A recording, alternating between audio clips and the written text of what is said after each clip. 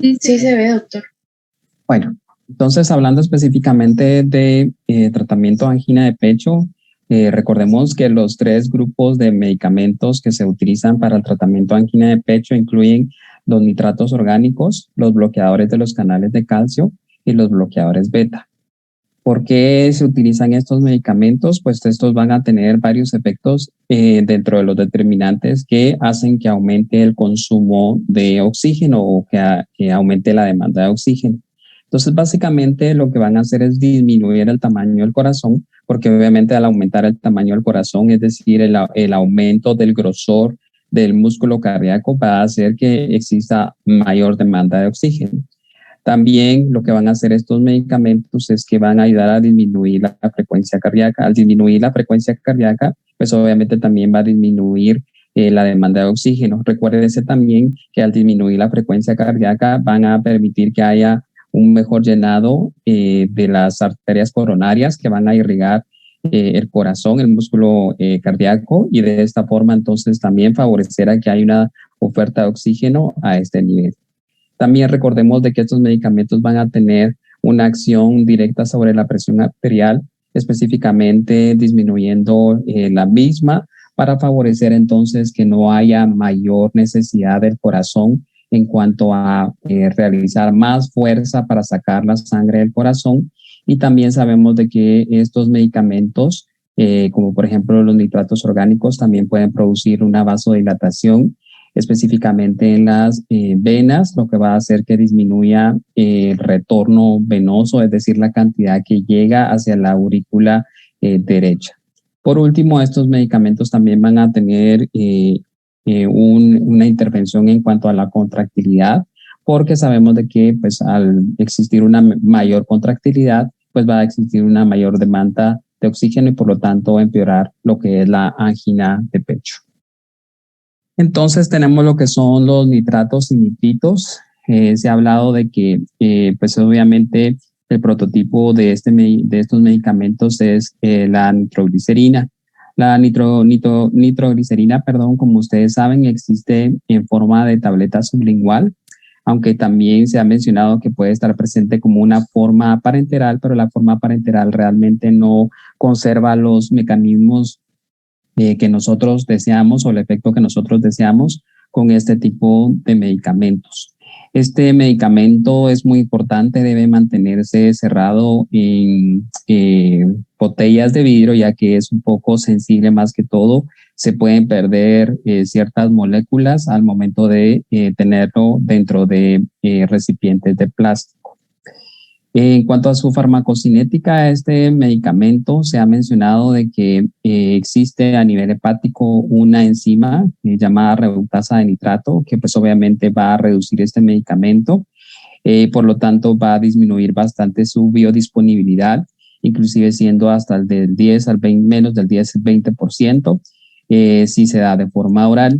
Es la razón por la cual existe de forma sublingual, porque la forma sublingual pues obviamente va a evitar este metabolismo o esta transformación de primer paso si se diera de forma oral. En cambio, en la forma sublingual, pues obviamente va a evitar este paso, por lo tanto tiene una mejor biodisponibilidad.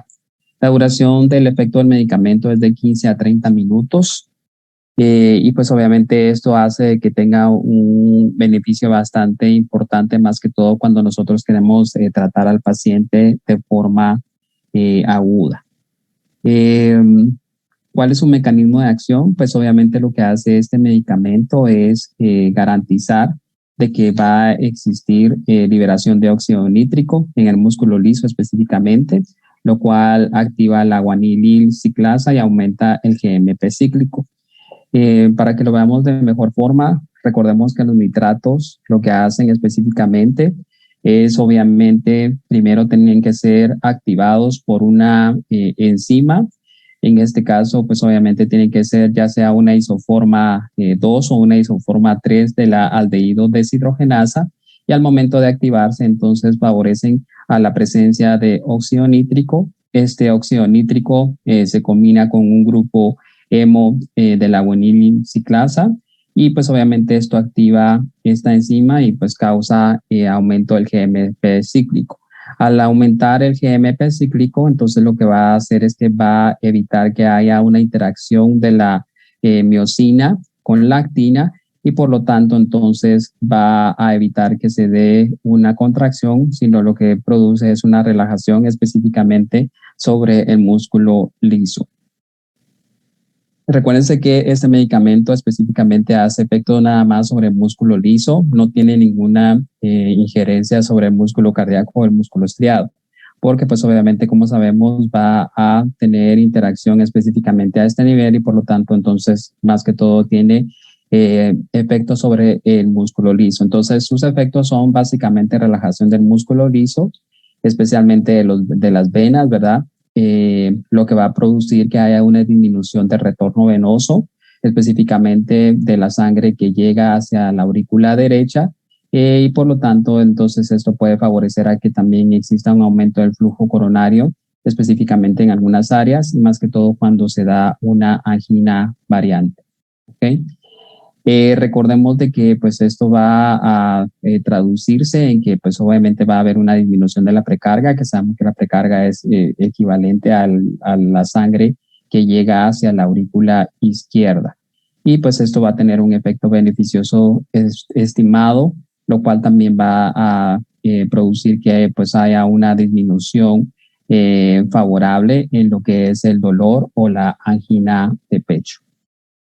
Existen también algunas otras formulaciones que pueden tener cierto efecto parecido al de la nitroglicerina, o mejor dicho, otros medicamentos que están incluidos dentro de los nitratos y nitritos. Entre estos está el nitrito de amilo. El nitrito de amilo realmente no se utiliza como parte del tratamiento vasodilatador porque pues obviamente es muy volátil, viene en formulaciones de vapor. Y pues obviamente más que todo estos medicamentos o estos fármacos están disponibles más que todo como drogas recreativas. Para los que conocen, estos son los llamados poppers, que lo que hacen pues obviamente es producir una vasodilatación. Hay algunas personas que lo utilizan más que todo para prácticas sexuales, ya que favorece a que exista una erección de mayor duración y también vasodilatación del piso pélvico en algunos casos. Entonces, por eso es que se utiliza este fármaco más que todo para fines recreativos. Existe también dentro de este grupo, lo que es el mononitrato de isosorbide. El Medocor es uno de los que está bastante conocido de forma comercial, pertenece a Romers, y pues obviamente este también tiene los mismos efectos. La diferencia del mononitrato de isosorbide con la nitroglicerina es que el mononitrato de isosorbide sí tiene una mejor biodisponibilidad. De hecho, se menciona que tiene 100% de biodisponibilidad, por lo cual favorece a que se pueda utilizar de forma oral y pues obviamente se puede brindar al paciente para que lo pueda tomar en casa. ¿Okay? Obviamente, como les mencionaba, estos medicamentos no tienen ningún efecto sobre el músculo cardíaco y el músculo estriado, más que todo tienen efecto sobre lo que es el músculo liso. Como también tienen efectos sobre el músculo liso, también pudieran tener cierto efecto sobre el músculo liso a nivel de lo que es el tracto gastrointestinal, los bronquios y también sobre el tracto genitourinario. Sin embargo, realmente esto no tiene ningún valor clínico, por lo cual entonces no se trata la manera de utilizar estos medicamentos para tales fines, ya que pues obviamente no van a tener ningún efecto clínico o de beneficio al momento de utilizar este tipo de medicamentos.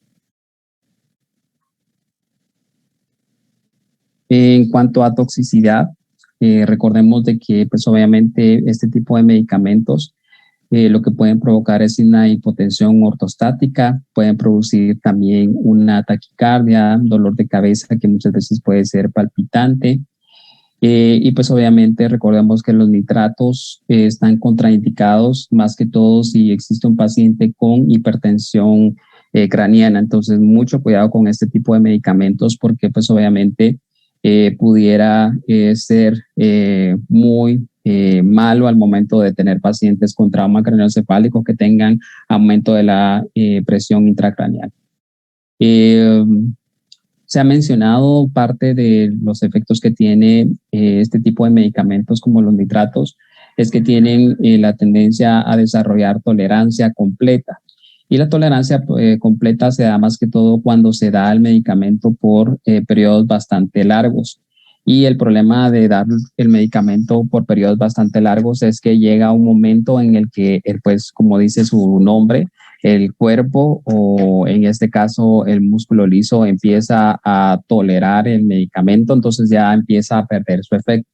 Por lo tanto, debe evitarse utilizar este medicamento de forma prolongada. Lo que muchos sugieren es que entre dosis indicadas se deje por lo menos un periodo de 8 horas para que entonces estos puedan recuperar la sensibilidad, es decir, el músculo liso pueda recuperar la sensibilidad y mantener la sensibilidad al efecto de este medicamento y evitar que se esté formando, pues entonces, una forma de tolerancia a los nitratos específicamente es el caso de la nitroglicerina.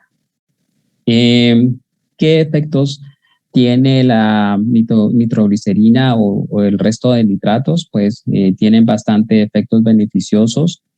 Entre ellos se ha mencionado la disminución del retorno venoso al corazón, lo cual también produce una reducción en cuanto al volumen intracardíaco, porque pues obviamente va a circular menos sangre en lo que es, o va a llegar menos sangre a lo que es la aurícula derecha. También se ha mencionado de que hay una disminución de la presión arterial, disminución de la presión intraventricular y también disminución del volumen que llega hacia el ventrículo izquierdo, lo cual pues obviamente favorece a que no haya aumento del grosor del ventrículo izquierdo y por lo tanto no haya mayor demanda o mayor necesidad de consumo de oxígeno. Y por eso es que favorece a que se disminuya o que sea parte del tratamiento de la angina de pecho. Muy importante también mencionar de que pues obviamente los nitratos van a tener un efecto también beneficioso en pacientes que tienen angina variante, ya que relaja el músculo liso, ¿verdad? Y pues obviamente también tiene un efecto específico sobre las arterias coronarias epicárdicas, lo cual pues obviamente va a aliviar el dolor que se produce a este nivel. En cuanto a la angina inestable, se ha mencionado que los nitritos pueden tener un efecto beneficioso al momento de dilatar las arterias coronarias epicárdicas y al mismo tiempo reducir la demanda de oxígeno que se puede producir por este efecto, específicamente sobre las arterias coronarias. Recordemos de que, pues obviamente, la nitroglicerina debe darse más que todo como de forma sublingual, no se debe dar por otro medio porque pues obviamente va a tener menos biodisponibilidad como ya mencionamos por el primer paso. ¿Okay? La nitroglicerina viene en dosis de 0.15 hasta 1.2 miligramos, dependiendo de nosotros el efecto que nosotros deseamos. La duración de la acción, como ya hemos mencionado, es de 10 a 30 minutos, aunque existen otras preparaciones que pueden tener pues efectos un poco más largos. Sin embargo, estas son preparaciones ya modificadas que pueden permitir a que se pueda dar entonces ya de esta forma. Y como ya sabemos, existen también, como por ejemplo el mononitrato isosorbide, que puede darse en dosis orales, que viene de 20 miligramos y se puede dar cada 12 horas. Y si ustedes pueden ver, la duración del medicamento, pues obviamente es de 6 hasta 10 horas en este caso. No sé si hay alguna duda con este tipo de medicamentos.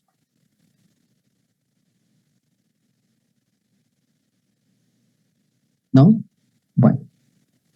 Entonces vamos a hablar ahora de los fármacos bloqueadores de los canales de calcio. Sabemos de que se da este tipo de medicamentos como tratamiento dentro de la angina de pecho, más que todo para producir vasodilatación. ¿Por qué se da este tipo de medicamentos? Porque sabemos de que el calcio que entra a través de las células por la membrana, es decir, transmembranal, debe de existir para que se pueda dar la contracción específicamente del músculo liso y del músculo cardíaco.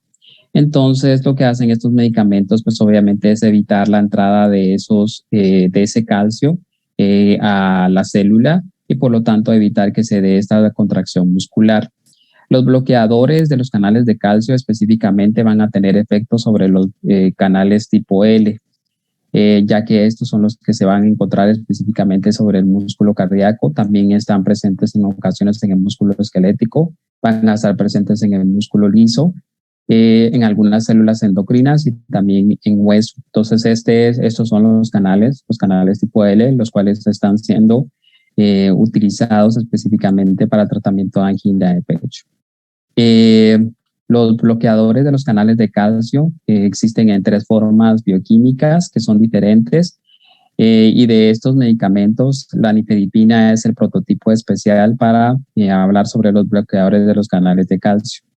La mayoría de medicamentos bloqueadores de los canales de calcio son activos por vía oral y por eso es que tienen su seguridad de dejarlos en pacientes específicamente cuando podemos utilizarlos de forma ambulatoria. Pero en el caso del dialteacem o el verapamilo, estos están disponibles en forma intravenosa y pues obviamente estos más que todo se utilizan cuando tenemos pacientes que deben de ser ingresados y que necesitamos darles tratamiento con este fin.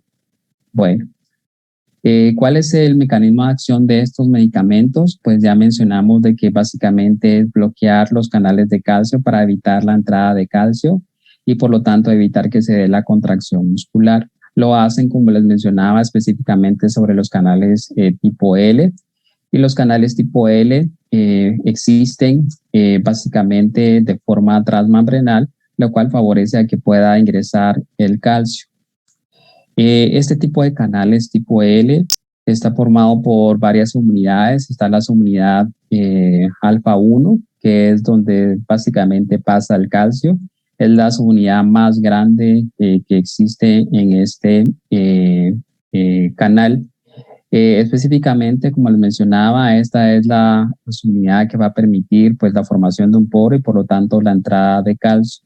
Existen otras partes de estos canales, está la alfa 2, está la delta, está la gamma y pues obviamente está la beta. Específicamente los bloqueadores de los canales de calcio se unen a lo que es el sitio subunidad alfa 1, es decir, a este sitio.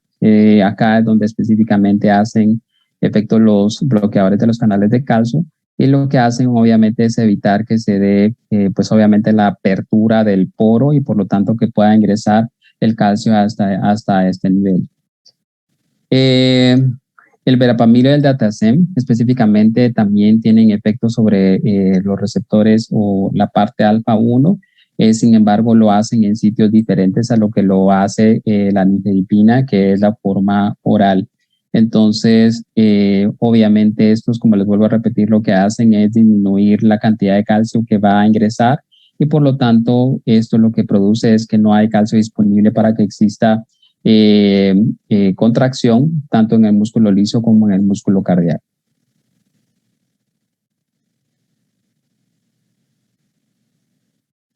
Bueno, ¿qué efectos podemos tener de los bloqueadores de calcio? Pues obviamente estos más que todo van a tener un efecto, como les decía, en el músculo liso. ¿Qué efectos pueden tener en el músculo liso? Pues obviamente al momento de producir una vasodilatación, van a producir que haya disminución del retorno venoso. Asimismo, también al existir vasodilatación, lo que van a producir es obviamente que exista disminución de la presión arterial. Mucho cuidado con este tipo de medicamentos porque pues obviamente pudieran tener algún grado de toxicidad, específicamente, por ejemplo, provocar bloqueo auriculoventricular al no favorecer a que haya entrada de calcio, específicamente sobre las células del músculo cardíaco.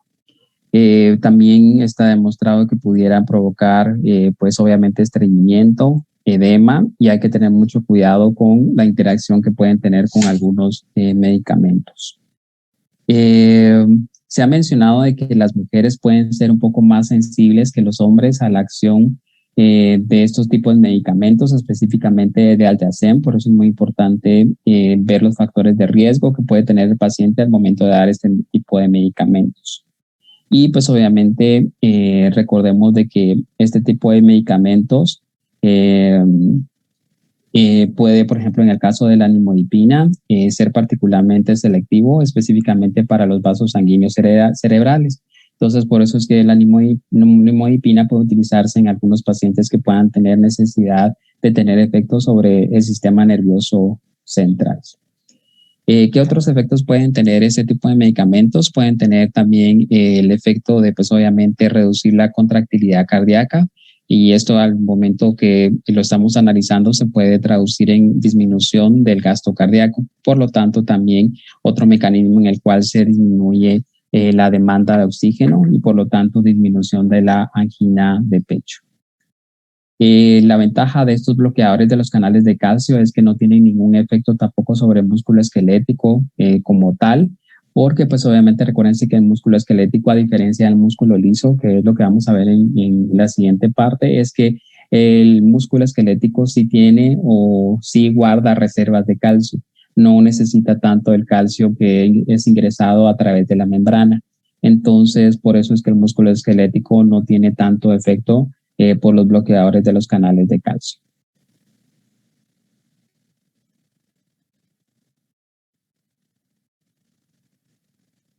¿Qué efectos? Pues obviamente esperaríamos con los bloqueadores de canales de calcio, pues obviamente disminuir el estrés presente en el ventrículo izquierdo, pues obviamente esto genera, como sabemos, aumento de los requerimientos del oxígeno en el músculo liso.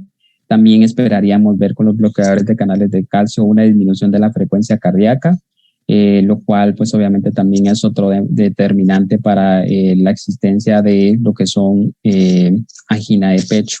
Y pues obviamente también esperar por lo menos una disminución de la frecuencia cardíaca, específicamente para garantizar que se está dando un buen llenado auricular, o mejor dicho, de las coronarias, y que van a permitir de que pues obviamente se dé un mejor aporte de oxígeno a este nivel.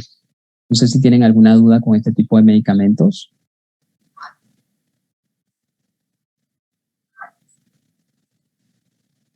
¿No? Yo pienso que todo claro, doctor, gracias. Ok. Bueno, ¿qué pasa con los fármacos bloqueadores beta? Recordemos que los fármacos bloqueadores de beta, pues obviamente estos no son vasodilatadores. Eh, Sin embargo, básicamente lo que hacen estos medicamentos es ayudar a que haya una disminución de la frecuencia cardíaca, obviamente del gasto cardíaco y de la presión arterial. Todo esto, pues obviamente se traduce en que hay una disminución de la demanda de oxígeno del miocardio, que es lo que nosotros queremos conseguir al momento de que estamos tratando a un paciente con angina de pecho. Se ha mencionado que estos medicamentos beta bloqueadores son más que todo útiles en el tratamiento de angina de esfuerzo y se consideran por tal razón fármacos de primera línea, en este caso de las anginas de esfuerzo de forma crónica. Recordemos de que pues obviamente uno de los problemas que sí pudiéramos tener con este tipo de medicamentos, porque lo que estamos buscando es disminución de la frecuencia cardíaca, es que puede provocar bloqueo, es decir, disminuir la conducción. Entonces, por lo tanto, pudiéramos provocar bradicardia muy acentuada o de hecho provocar paro cardíaco si nosotros utilizamos dosis que son muy altas o dosis a nivel tóxico. Entonces, mucho cuidado con este tipo de medicamentos. Otro de los efectos indeseables que se ha visto con este tipo de medicamentos es, pues, obviamente, aumento del volumen telediastólico y un aumento en el tiempo de eyección. Y, pues, obviamente, este tipo de efectos se puede equilibrar o se puede controlar con el uso concomitante o con el uso junto de los nitratos. Entonces, puede ser una buena estrategia para evitar que podamos tener este tipo de problemas. Recordemos también de que, pues obviamente estos medicamentos pudieran tener algunas interacciones que pudieran hacer también que pudiera haber más acentuación del bloqueo cardíaco. Entonces, mucho cuidado al momento de utilizar otros medicamentos que también tengan efecto específicamente sobre la conducción no auricular o nodo auriculoventricular, porque pues obviamente pudiéramos provocar más bloqueo o más disminución de la frecuencia cardíaca. ¿Ok? Bueno. Existen otros medicamentos también nuevos que están inclusive algunos en investigación que pudieran tener algún efecto beneficioso en el tratamiento de la angina de pecho. Entre estos, pues obviamente se incluyen algunos medicamentos que todavía están en estudio, es decir, en fases. Sin embargo, hay algunos que ya están siendo, por ejemplo, aprobados recientemente para poderse utilizar. Está el caso, por ejemplo, de la ranolazina, que este básicamente lo que hace es que reduce la cantidad de sodio que ingresa y por lo tanto lo hace de forma de que puede evitar también de que haya una reducción en la concentración de calcio a nivel intracelular, específicamente del músculo cardíaco.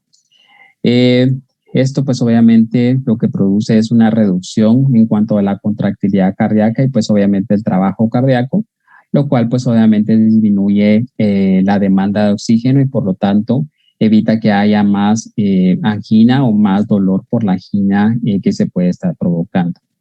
Existen también otros medicamentos, como por ejemplo los inhibidores de PFOX, que estos básicamente lo que hacen es que inhiben la oxidación de los ácidos grasos en el miocardio. Recordemos que la oxidación de ácidos grasos en el miocardio debe y necesita la presencia de oxígeno para poder hacerse esta oxidación de ácidos grasos. Y pues obviamente al existir una cantidad importante de ácidos grasos en el miocardio, pues obviamente aumenta la demanda de oxígeno y por lo tanto puede favorecer a que haya aumento del dolor o que haya más acentuación de la angina de pecho. ¿En qué casos puede darse esto? Pues obviamente en pacientes que tienen, por ejemplo, altos niveles de colesterol o que tienen altos niveles de triglicéridos. Por eso es que parte del tratamiento de la angina de pecho es disminuir los niveles de colesterol y los niveles de triglicéridos. Pero, por ejemplo, en este caso del medicamento inhibidor de PFOX, lo que hace es, pues, obviamente, inhibir la oxidación y, por lo tanto, evitar que haya más demanda de oxígeno que sea necesaria para conseguir que se esté dando esta oxidación. También, por ejemplo, tenemos otros medicamentos como la perexilina. Este medicamento realmente se dejó de utilizar y ya no es parte de los estudios porque se ha visto de que, por lo menos en Estados Unidos, de que este medicamento es muy hepatotóxico y también puede provocar neuropatía periférica. Por lo tal razón se ha decidido que no debe de ser parte de los medicamentos utilizados. Sin embargo, es necesario que ustedes lo conozcan.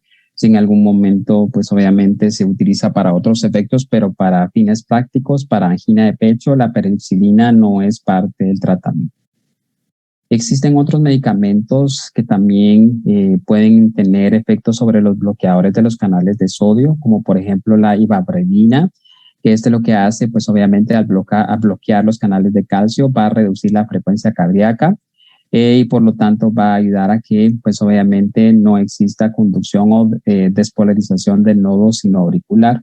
Por lo tanto, pues obviamente va a tener un efecto al disminuir la frecuencia cardíaca, lo cual disminuye la demanda de oxígeno, también disminuye lo que es la frecuencia cardíaca, por lo tanto favorece a que haya una mejor diástole o un mejor llenado del volumen diastólico y por lo tanto hay mejor llegada de oxígeno a lo que es el músculo cardíaco a partir de las arterias coronarias.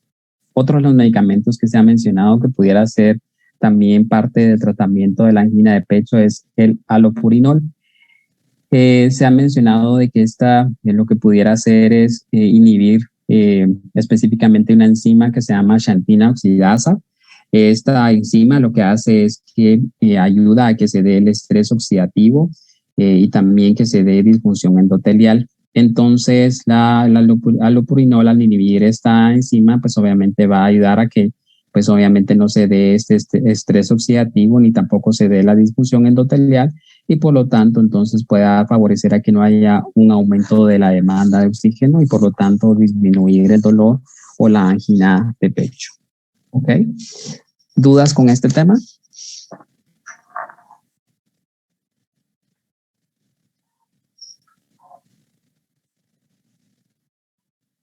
Creo que todo claro, doctor.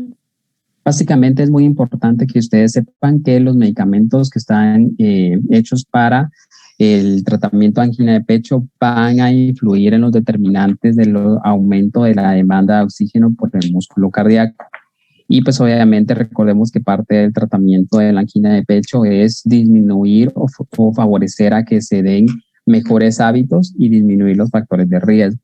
Por lo tanto, el paciente pues obviamente debería hacer ejercicio, disminuir su consumo de sal, también hacer dietas que disminuyan la cantidad de colesterol disponible.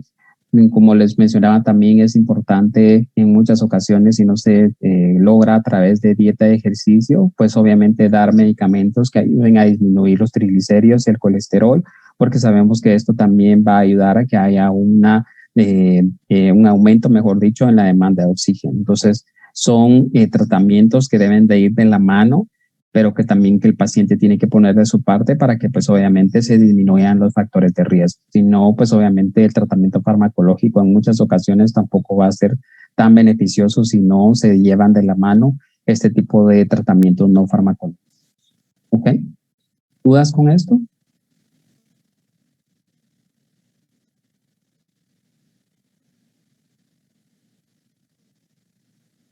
Yo tengo una duda, pero tal vez es más general porque me da duda para estudiar para el parcial. Nos enfocamos en los fármacos que están o sea, al final de los capítulos en el resumen. Básicamente yo lo que necesito es que sí, se enfoquen en estos medicamentos y los medicamentos que sí están en uso. Aquellos medicamentos que no están en uso o que han salido del mercado o que por alguna condición no han sido aprobados por la FDA, es decir, de no uso en Estados Unidos, no deberían de ustedes de considerarlos. Es importante que lo sepan, ¿verdad? Pero no es importante que se los aprendan porque pues obviamente no van a ser parte del tratamiento cuando ustedes estén viendo pacientes. Entonces, básicamente sí enfocarse en ese tipo de medicamentos y en aquellos que están aprobados por la FDA. Ok, gracias. ¿Alguna otra duda, comentario? No, bueno, vamos a pasar al siguiente tema. ¿Me permiten? Solo voy a compartir la pantalla.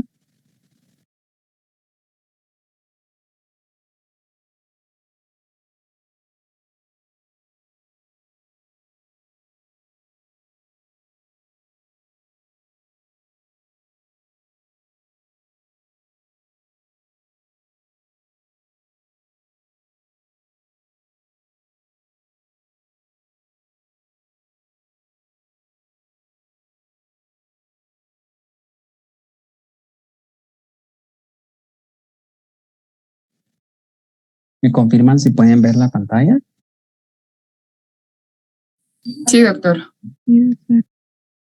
Bueno, vamos a hablar entonces hoy de insuficiencia cardíaca y los medicamentos que se utilizan en el tratamiento de insuficiencia cardíaca. ¿Ok? Bueno. Obviamente sabemos de que la insuficiencia cardíaca se produce cuando, pues obviamente el corazón no tiene la capacidad de proveer el oxígeno necesario, ¿sí? Y pues obviamente esto va a hacer que se den ciertos cambios a nivel cardíaco, inclusive la estructura cardíaca, y que inclusive pueden hacer que el corazón entre en un círculo vicioso y lo cual va a favorecer a que el paciente pueda tener pues varios problemas y varias alteraciones que van a favorecer inclusive que pueda tener otras comorbilidades o que inclusive pueda llegar a la muerte. Se ha mencionado de que básicamente una de las causas por las cuales se puede dar este tipo de insuficiencia cardíaca es la presencia de una enfermedad arterial coronaria, entiéndase una angina, por ejemplo, y que pues obviamente el desencadenante muchas veces es que el paciente tiene una hipertensión arterial que es de tipo crónico y que lleva a que el paciente pues obviamente pueda tener una angina de pecho secundaria y por lo tanto pueda tener una insuficiencia cardíaca. Existen dos tipos de principales de insuficiencia cardíaca. Sabemos de que está la insuficiencia sistólica y está la insuficiencia diastólica. El 50% de los pacientes jóvenes se ha mencionado que tienen insuficiencia sistólica. Y acá lo que pasa es que, pues obviamente la contractilidad está reducida, así como también la fracción de eyección va a estar reducida, es decir, la cantidad que sale del corazón va a estar disminuida y por lo tanto, pues obviamente eso va a generar también que exista una disminución en la llegada de oxígeno hacia los órganos y por lo tanto favorecerá que puedan darse otras circunstancias que pueden empeorar el cuadro del paciente. En cuanto a la forma diastólica, sabemos que acá lo que existe es una rigidez y una pérdida de la relajación adecuada del corazón. Por lo tanto, entonces lo que existe es una reducción del llenado y del rendimiento cardíaco. Acá se ha mencionado que muchas veces la fracción de eyección todavía puede conservarse y más que todo se conserva cuando ya ha existido una modificación de la estructura del corazón. Es decir, recuérdense que el corazón acá lo que va a hacer es que va a tratar la manera de engrosar el músculo cardíaco para que de esta forma, al tener un músculo más grueso, entonces pueda ejercer más fuerza y por lo tanto pueda así existir mejor salida de sangre del corazón. Sin embargo, recordemos que este mecanismo a largo plazo se va a perder o este mecanismo compensatorio se va a perder porque va a llegar un momento en el que el mismo grosor del corazón no va a permitir que se contraiga y por lo tanto entonces va a favorecer a que exista disminución de la fracción que sale del corazón, es decir, de la fracción eyectable. La insuficiencia cardíaca es una enfermedad progresiva y como les mencionaba, puede entrar el paciente en un círculo vicioso y pues obviamente esto se va a traducir en una reducción gradual, progresiva del rendimiento cardíaco. Pacientes que no se hacen ninguna intervención pueden llegar básicamente a fallecer si no se hacen las intervenciones o no se establece el tratamiento específico. Por lo tanto, el tratamiento en este tipo de pacientes se va a enfocar a dos objetivos básicamente. Número uno, reducir los síntomas y disminuir la progresión de los periodos posibles de que puedan darse de periodos estables. Y número dos, manejar los episodios agudos de insuficiencia descompensada. Bueno, el defecto primario en la insuficiencia sistólica pues reside en que pues hay una anomalía en la maquinaria de acoplamiento, excitación y contracción del miocardio.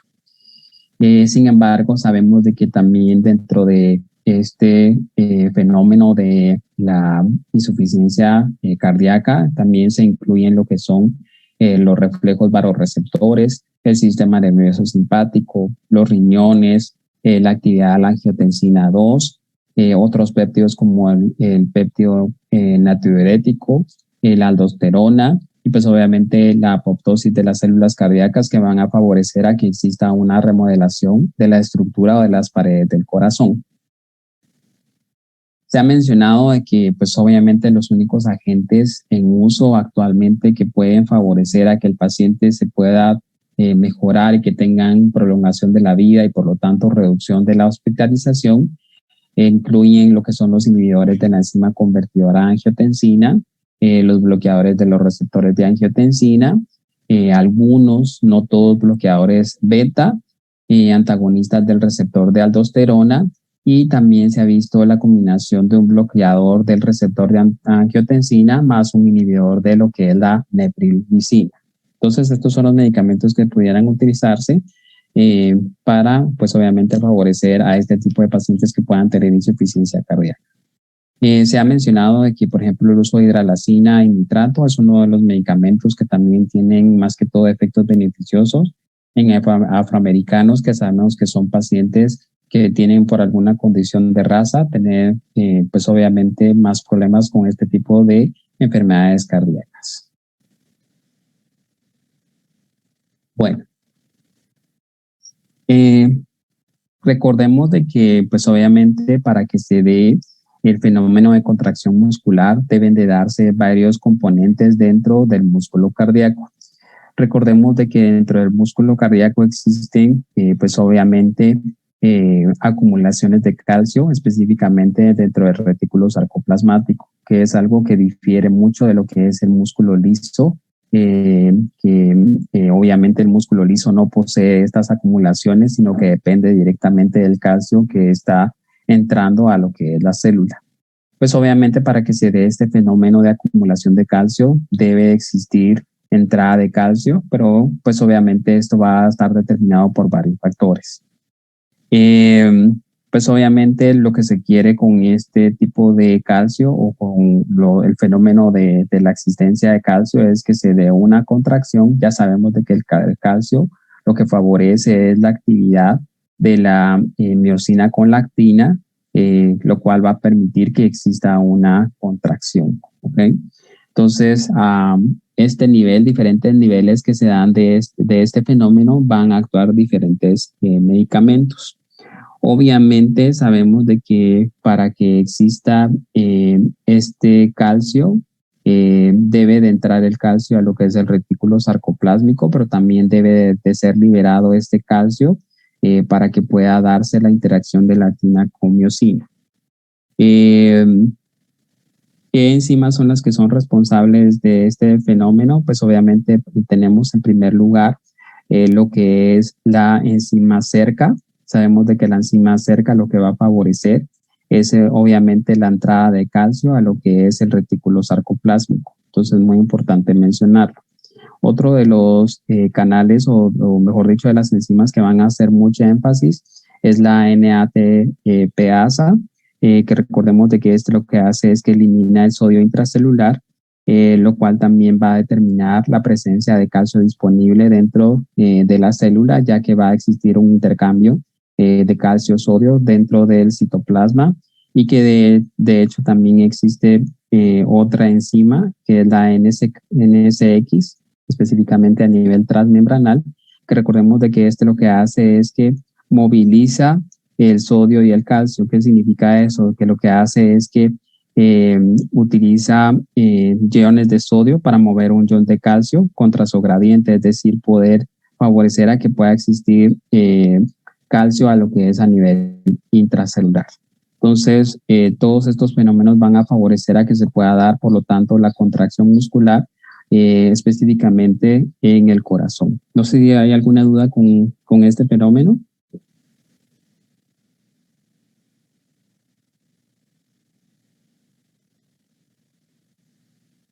¿No? Bueno, entonces, pues como vamos a ver ahorita, existen varios medicamentos que van a tener diferentes acciones sobre estas enzimas y que pues obviamente van a favorecer a que exista o no la entrada o el uso de calcio específicamente para favorecer a que se dé una contracción o una vasodilatación en este tipo de fenómeno. Es, por ejemplo, el caso de la NADPasa, de que lo que sabemos es que la digoxina hace efecto sobre esta enzima, lo cual pues obviamente va a favorecer a que no se dé la entrada de calcio y por lo tanto no exista calcio disponible para favorecer a que se dé la contracción. ¿Ok? Bueno, ¿cuál es la fisiopatología entonces de la insuficiencia cardíaca? Recordemos que va a depender mucho del gasto cardíaco. Sabemos de que también el gasto cardíaco puede existir disminuido en algunas condiciones y también puede aumentarse en muchas condiciones. Sin embargo, normalmente en la insuficiencia cardíaca el gasto cardíaco va a estar disminuido. Esto también favorece a que haya una disfunción sistólica y por lo tanto también significa de que va a haber una fracción eyectable, es decir, la cantidad de sangre que sale del corazón va a estar bastante disminuida. Esto muchas veces se ve traducido por la presencia de hipertrofia que existe más que todo en el ventrículo derecho y pues obviamente también por la rigidez de la misma pared del músculo cardíaco. Esto, pues como les mencionaba, principalmente puede darse porque el corazón está tratando la manera de hacer que haya mayor salida de sangre, pero esto hace que haya un aumento del músculo, o es decir, una hipertrofia o aumento del grosor del músculo cardíaco. Pero al final, pues obviamente este mecanismo compensatorio por el grosor tan aumentado que existe en la pared cardíaca no va a permitir que se siga dando pues obviamente la salida efectiva de sangre del corazón hacia el resto del cuerpo. Obviamente recordemos también de que pudiera existir un gasto cardíaco elevado en algunas formas de insuficiencia y pues obviamente esto se da porque, como les he mencionado, lo que va a tratar la manera es el corazón de aumentar el gasto cardíaco de forma temprana, pero finalmente puede existir lo que es disminución del gasto cardíaco al no existir, pues obviamente una fracción inyectable que sea favorable para la salida de la sangre del corazón hacia el resto de los órganos. ¿Ok? Recuérdense que de todos modos existen varios mecanismos compensatorios que pueden ayudar a que sí se siga garantizando la entrega de oxígeno o la salida de oxígeno, o mejor dicho, de la salida de sangre y de aporte de oxígeno del corazón, como es el caso, por ejemplo, de taquicardia, que está presente en los pacientes de forma temprana. También puede existir de cierta forma aumento de la presión arterial al tratar la manera de hacer que la poca sangre que está saliendo del corazón llegue hacia los diferentes órganos. Pero el problema con este mismo aumento de la presión arterial, que es parte de la poscarga, vemos que va a ser un problema dentro de la fisiopatología de la insuficiencia cardíaca. Recordemos que algunos de síntomas y signos que pueden estar presentes en el paciente con insuficiencia cardíaca, pues el número 1 va a estar la taquicardia, 2 va a existir disminución de la tolerancia al ejercicio, puede existir también dificultad para respirar y también puede existir lo que es cardiomegalia, es decir, aumento de la estructura del corazón. En algunos pacientes pudiera estar presente edema tanto en miembros inferiores como también edema a nivel pulmonar. Sin embargo, esto más que todo se da en una insuficiencia cardíaca congestiva, que usualmente es una forma crónica de la insuficiencia cardíaca, pero no va a estar presente en todos los pacientes. Obviamente la disminución de la tolerancia al ejercicio con fatiga muscular es la principal consecuencia directa de la disminución del gasto cardíaco, mientras que el resto de manifestaciones como el edema, como por ejemplo la dificultad para respirar y la cardiomegalia son consecuencia de los intentos del cuerpo para compensar el defecto cardíaco que está ocurriendo específicamente sobre el músculo cardíaco. ¿Ok? Como les mencionaba, recordemos de que existen mecanismos compensatorios que pueden favorecer a esta disminución del gasto cardíaco. Uno de estos mecanismos, recuérdense que es el reflejo o la sensibilidad de los receptores, varoreceptores, que pues obviamente esto lo que van a hacer es que al existir disminución del gasto cardíaco, lo que van a hacer es que van a través del sistema parasimpático y simpático, número 1, aumentar la frecuencia cardíaca. Número 2, aumentar la fuerza contráctil. Y número 3, aumentar el tono venoso. Pero como les digo, estos son mecanismos compensatorios que en algún momento se pueden perder. Entonces pueden llegar a producir bastante problema. Entonces mucho cuidado con esto porque por eso es muy importante que el paciente sea documentado, sea diagnosticado de forma temprana para que entonces nosotros podamos hacer la intervención y no tener necesidad de hacer muchas veces, por ejemplo, uso de combinación de medicamentos, sino es decir, dar 1 o 2 medicamentos para que el paciente pueda mejorar. Pero pues obviamente si el paciente consulta de forma tardía o deja de que se estén dando estos mecanismos compensatorios, puede favorecer a que el paciente en cualquier momento se pueda, por lo tanto, descompensar. Entonces, recordemos que al existir disminución del gasto cardíaco de forma inicial, pues obviamente va a existir una descarga del seno carotidio, lo cual va a tener pues obviamente un efecto sobre el sistema simpático y pues obviamente como les he mencionado esto va a favorecer a que haya un aumento de la fuerza del ritmo y por lo tanto de la precarga, es decir, obviamente llegada de la sangre a lo que es la aurícula derecha. También recordemos de que va a tener un efecto sobre el flujo sanguíneo renal, lo cual va a favorecer a que haya una liberación de renina y por lo tanto formación de angiotensina 2, lo cual va a tener un efecto sobre los componentes del músculo cardíaco, como por ejemplo aumento de la precarga, aumento de la poscarga y pues obviamente aumento de la compensación o la remodelación de las estructuras del corazón. ¿Ok? ¿Alguna duda con esto?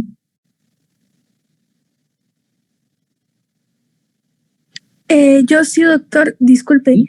En el libro decía que el reflejo varoreceptor parece restablecerse con menor sensibilidad a la presión arterial. Entonces, pues no mucho entendí eso. O sea, el reflejo varoreceptor aquí en este caso lo que hace es que detecta como una presión arterial más baja porque disminuye el gasto cardíaco, ¿verdad? Entonces aumenta la descarga simpática, pero no entendí eso de la menor sensibilidad. Lo que pasa es que el problema con la insuficiencia cardíaca es que al ser de forma crónica, lo que va a pasar con los barroreceptores es que van a disminuir su sensibilidad a este cambio de presión arterial o disminución del gasto cardíaco. Por eso es que les mencionaba que este mecanismo compensatorio, si no se hace la intervención de forma temprana, se va a ir perdiendo. Entonces, los barroreceptores dejan de ser sensibles al cambio de la presión arterial y del gasto cardíaco. Entonces, deja de existir los mecanismos compensatorios. Y trata el corazón de cierta forma de compensar la pérdida de esos mecanismos compensatorios. Y pues obviamente uno de los mecanismos que hace el corazón es la remodelación de la estructura cardíaca, por lo tanto, por eso es que existe el engrosamiento del corazón. Pero lo que estás mencionando es que obviamente los barroreceptores pierden esa capacidad porque de forma crónica van a adaptarse, si quieres verlo de esta forma, a que exista disminución de la presión arterial y del gasto cardíaco. Eso es de forma a mediano o a largo plazo. Por eso es muy importante entender que los mecanismos compensatorios no van a estar presentes todo el tiempo. Gracias. Okay. ¿Alguna otra duda con esto?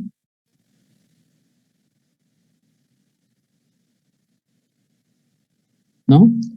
Bueno, como les mencionaba, pues obviamente recordemos de que también dentro del fenómeno de la insuficiencia cardíaca tenemos que entender de que el corazón pues funciona por 4 factores principales. Entre ellos está pues obviamente la precarga, la poscarga, la contractilidad y la frecuencia cardíaca. Si ustedes recuerdan, la precarga, como hemos mencionado, es el volumen o la cantidad de sangre que llega hacia lo que es el ventrículo, mejor dicho, la aurícula derecha.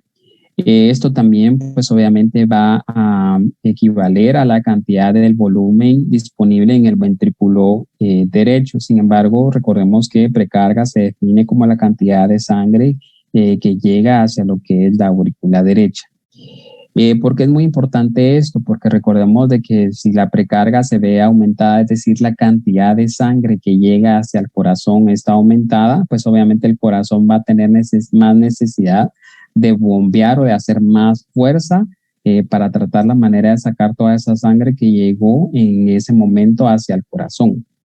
Y esto es un parte muy importante porque puede pasar, como les mencionaba, una insuficiencia cardíaca congestiva, y la insuficiencia cardíaca congestiva se caracteriza por una presencia de hay aumento del líquido circulando. Entonces la cantidad de sangre que llega hacia el corazón es bastante grande y por lo tanto el corazón no se da abasto para poder entonces bombear todo esa sangre o el líquido que está circulando en el mismo.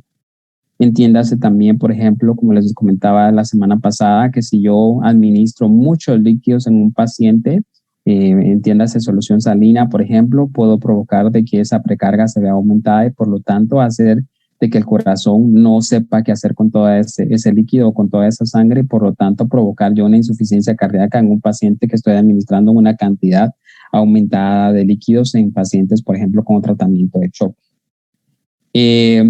Obviamente, por eso es que parte de los medicamentos que se utilizan como tratamiento de la insuficiencia cardíaca es disminuir esta precarga. Y, por ejemplo, la precarga se pudiera disminuir con el uso de diuréticos, porque lo que va a hacer la diuresis es disminuir el líquido y, por lo tanto, la cantidad de sangre que llega hacia la aurícula derecha.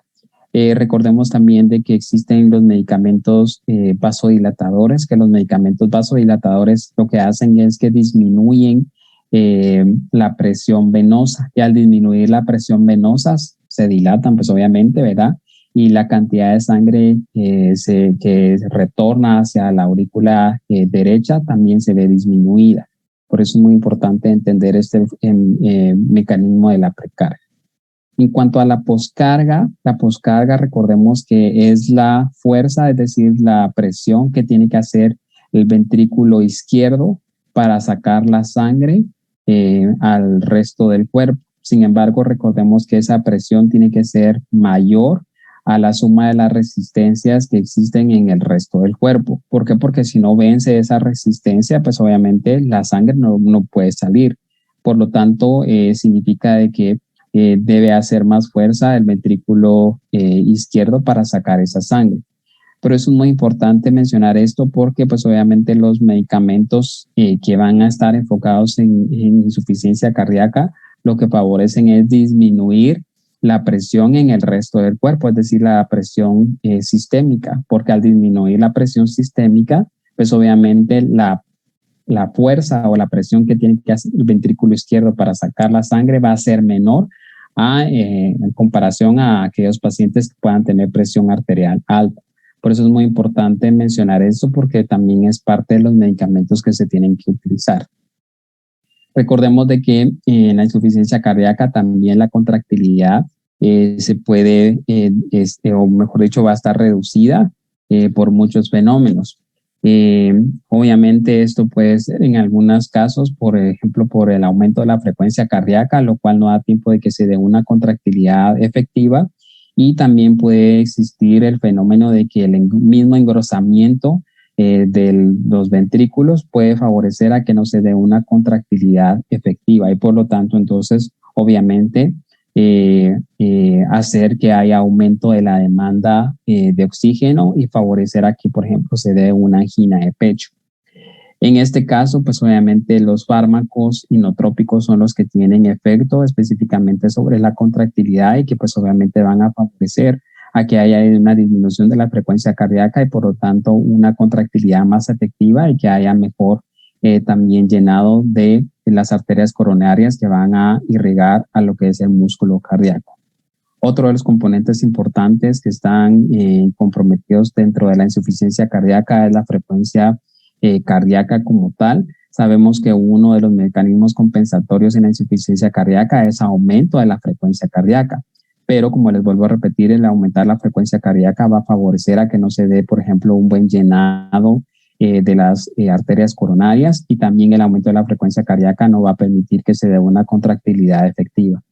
Entonces, por eso es que los medicamentos que están orientados al tratamiento de insuficiencia cardíaca que van a actuar sobre la frecuencia cardíaca, lo que van a hacer básicamente es disminuir la frecuencia cardíaca para garantizar que haya una mejor contractilidad, es decir, contractilidad efectiva y que haya un llenado de las arterias coronarias en la diástole específicamente que van a irrigar el músculo cardíaco.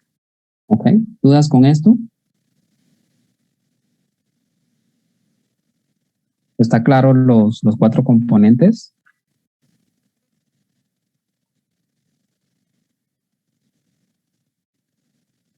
Sí, doctor, todo bien, gracias.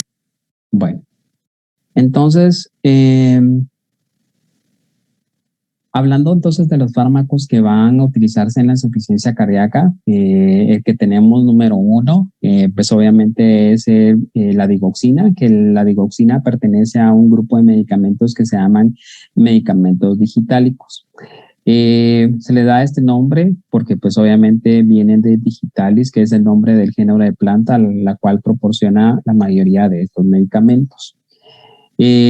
La digoxina, como les había mencionado, lo que hace pues obviamente es básicamente inhibir la enzima NADPasa, lo cual pues obviamente produce una expulsión reducida de calcio y un aumento del calcio almacenado en lo que es el retículo sarcoplásmico. Entonces esto pues obviamente lo que va a favorecer es que haya un aumento de la contractilidad cardíaca, va a generar también que haya un efecto parasimpático, es decir, un ritmo cardíaco disminuido y que pues obviamente haya una disminución de la conducción auriculoventricular. Algo muy importante de la digoxina es que la digoxina pues obviamente tiene un 65 al 80% de biodisponibilidad. Se ha mencionado que la digoxina tiene muy buen volumen de distribución, es decir, se distribuye muy bien en los tejidos, incluyendo el sistema nervioso central. La digoxina se ha mencionado de que no es totalmente metabolizada y por lo tanto se excreta bastante bien en lo que es a nivel renal. Y mucho cuidado con esta excreción a nivel renal porque pues obviamente cuando existe excreción renal, en pacientes, por ejemplo, que tienen falla renal aguda o crónica, sí tendríamos que ajustar la dosis para evitar que haya acumulación de este medicamento al no permitir que sea excretado de forma adecuada a nivel renal. Recordemos de que la acumulación de la digoxina puede llevar a efectos tóxicos que pueden incluir sistema nervioso central y que pueden incluir también sistema gastrointestinal. Entonces, mucho cuidado con este tipo de medicamentos, ¿ok? Entonces, básicamente lo que va a pasar con este medicamento es que va, obviamente, a aumentar la concentración de oxígeno y este aumento de calcio, y este aumento del calcio, pues obviamente va a favorecer a que haya una mejor contracción a nivel del músculo cardíaco, ¿ok?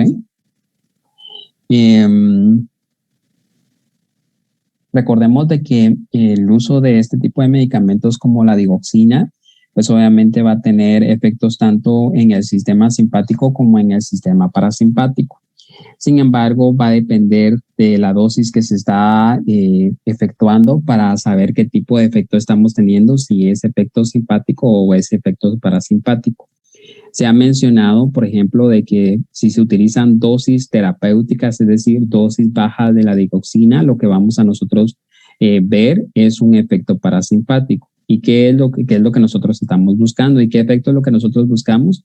Pues obviamente de que haya pues mejor sensibilización de los vasoreceptores, que haya mejor transmisión a nivel muscarínico, es decir, del sistema autónomo, lo cual pues obviamente va a favorecer a que pueda existir todos estos efectos que nosotros estamos buscando. Mucho cuidado porque recordemos que las aurículas están más que todo inervadas por el sistema en base a receptores colinérgicos. Y pues obviamente es lo que nosotros buscamos, que haya efecto a nivel de las aurículas. Y por lo tanto, entonces buscar que se dé este efecto de la digoxina a nivel auricular. Cuando nosotros estamos dando dosis tóxicas, es decir, dosis altas, lo que nosotros vamos a tener entonces es un efecto simpático. Entonces esto pues obviamente lo que va a permitir es que pues haya interferencia en cuanto a disminución de la unión o de la señalización auriculoventricular, que también hayan despolarizaciones ventriculares prematuras, que haya una taquicardia ventricular y que inclusive haya un bloqueo auriculoventricular. Inclusive la taquicardia puede ser tan alta, es decir, una taquicardia bastante acentuada, inclusive mayor de 220 latidos por minuto, lo que puede hacer que el paciente pues entre en una fibrilación ventricular, lo cual sabemos que es un ritmo cardíaco que puede producir paro cardíaco. Entre los efectos adversos de la digoxina, pues sabemos de que más que todo también pueden haber trastornos a nivel gastrointestinal, que es a nivel fuera del corazón, donde se ven más que todos los efectos adversos. Entre estos, pues obviamente sabemos de que puede producir anorexia, náuseas, vómitos y diarrea. Y también se pueden dar algunos efectos a nivel del sistema nervioso central, aunque estos son con menos frecuencia. Entre estos sabemos de que pueden haber desorientación y también pudiéramos provocar lo que son alucinaciones. También pudiera existir lo que es cambios en la percepción del color. También se ha mencionado de que pudiera tener otros efectos como por ejemplo la presencia de ginecomastía, más que todo en pacientes varones. ¿Qué efectos tiene, por lo tanto, entonces, de forma resumida, la digoxina? Pues obviamente, como les mencionaba, efectos a dosis terapéuticas, disminución del ritmo en el nodo sinusal, disminución del periodo refractario a nivel del músculo auricular, disminución de la velocidad de conducción en el nodo auriculoventricular, ligera disminución del periodo refractario en el sistema de Purkinje.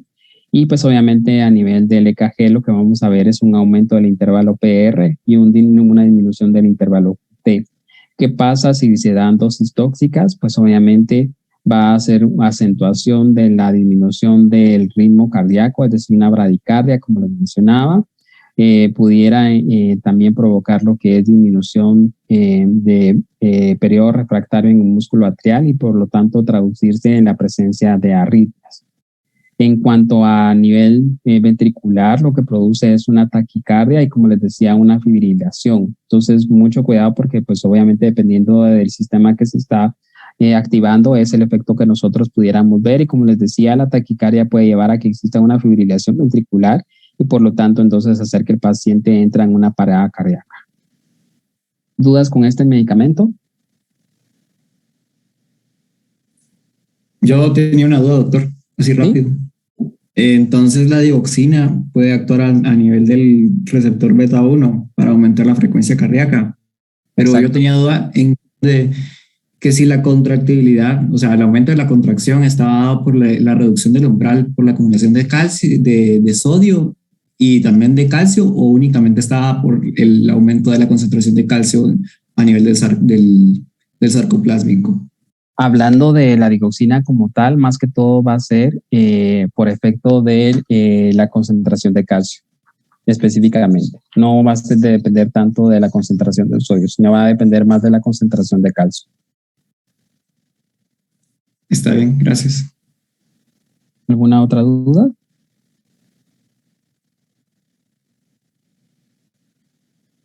¿No? Bueno. Existen otros medicamentos que van a tener efectos inotrópicos positivos que son parte del tratamiento de la insuficiencia cardíaca. Entre estos, por ejemplo, tenemos lo que son los medicamentos como las bipirridinas, en los cuales incluyen lo que es la milrinona. Sabemos que la milrinona pues, es un inhibidor de fosfodiesterasa tipo 3, lo que provoca disminución de la descomposición del AMP cíclico. Su efecto, pues obviamente es vasodilatador, pues obviamente va a tener menor resistencia vascular periférica. También la milrinona se ha visto que lo que hace es aumentar lo que es la contractilidad cardíaca. El problema con la milrinona es que la milrinona sí pudiera tener o provocar arritmias, por eso es que es muy importante tener cuidado con el uso de este tipo de medicamentos. Recordemos que la milrinona está disponible en varias presentaciones, pero la presentación que más que todo se utiliza es presentación parenteral, entonces por eso es que parte de los medicamentos que nosotros tenemos que administrar. Obviamente, recordemos de que existen otro tipo de medicamentos que están incluidos dentro de las bipiridinas, pero básicamente el que se utiliza es en este caso la milrinona. ¿Ok? También tenemos otros medicamentos como los agonistas de los receptores adrenérgicos beta. Entre estos está la dobutamina, que la dobutamina es un agonista selectivo beta 1 y lo que hace pues obviamente es incrementar la síntesis del AMP cíclico. Esto se traduce en un aumento de la contractilidad cardíaca y pues obviamente también un aumento del rendimiento. La dobutamina pues obviamente lo que hace es que produce un aumento del gasto cardíaco y permite también una disminución de la presión de llenado ventricular, por lo tanto también hay disminución de la demanda de oxígeno. La dopamina es un agonista del receptor dopamínico. Sin embargo, también a dosis altas pudiera tener activación de receptores beta y alfa adrenérgicos y esto lo que hace es que incrementa el flujo sanguíneo renal y se ha visto que a dosis mayores puede incrementar el gasto cardíaco y también la presión sanguínea. Este tipo de medicamentos como la dopamina puede hacerse uso en pacientes que tienen insuficiencia cardíaca, pero que aparte de tener insuficiencia cardíaca, yo lo que necesito es aumentar la presión arterial. Entiéndase, por ejemplo, pacientes que están en choque y que tienen insuficiencia cardíaca, puede utilizarse entonces este tipo de medicamentos para ayudar a que pueda aumentar la presión arterial en pacientes, por ejemplo, como les digo, que puedan estar chocados. Recuérdense que este tipo de medicamentos, tanto la dobutamina como la dopamina, como vimos la semana pasada, son más que todo para administración intravenosa en pacientes hospitalizados y que usualmente están ingresados en unidad de cuidados intensivos y que pues obviamente son medicamentos que tienen que ser monitorizados y que sus efectos usualmente lo vemos en 1 o 2 minutos. Entonces mucho cuidado con el aumento o la disminución de este tipo de medicamentos. También tenemos que cuidar porque pues obviamente parte de los efectos tóxicos que pudieran tener este tipo de medicamentos son arritmias, entonces hay que estar vigilando este problema. ¿Ok? Existen algunos nuevos medicamentos que están en investigación y que pudieran también favorecer el tratamiento de insuficiencia cardíaca. Entre estos está la estaroxima, que sabemos que es un derivado del esteroide, y básicamente lo que hace es aumentar la contractilidad al inhibir también la NADPasa, parecido a lo que hace la digoxina. Sin embargo, se ha visto de que este medicamento puede tener un efecto menos riesgoso en cuanto a producir arritmias, contrario a lo que es el caso de la digoxina. Tenemos también lo que es el levosimendan, que lo que hace este medicamento es sensibilizar el sistema troponina al calcio, y parece también de que puede provocar inhibición de la fosfodiesterasa y por lo tanto causar vasodilatación al inhibir esta fosfodiesterasa. Tenemos también lo que es el omecamtiv mecarbil, que también es un medicamento que lo que hace es activar la miocina cardíaca y por lo tanto prolongar la sístole, pero lo que hace es que no aumenta el consumo de oxígeno por parte del músculo cardíaco. Entonces esto pues favorece a que haya una mejor contractilidad, es decir, contractilidad efectiva, pero sin que haya un aumento de la demanda de oxígeno y por lo tanto que haya empeoramiento del paciente. ¿Okay? Bueno, doctores, yo hasta acá me voy a quedar porque ya son las 2 de la tarde y ustedes tienen su otra clase, pero no sé si tienen alguna duda o algún comentario.